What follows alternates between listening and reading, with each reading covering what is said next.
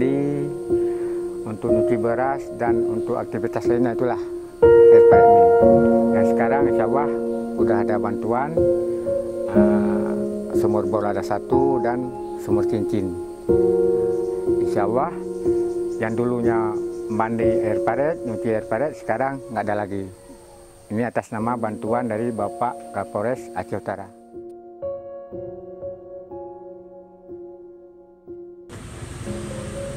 Awal lumano nga ia pare. Yang pangalannya nama tuan bapak yo karena ia mon go nomnya namanya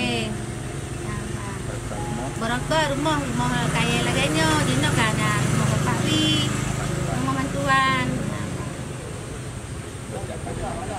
Dan mana sih mantuan bapak Kapolres mantuan terima kasih Cak. Karena tudung long, semuanya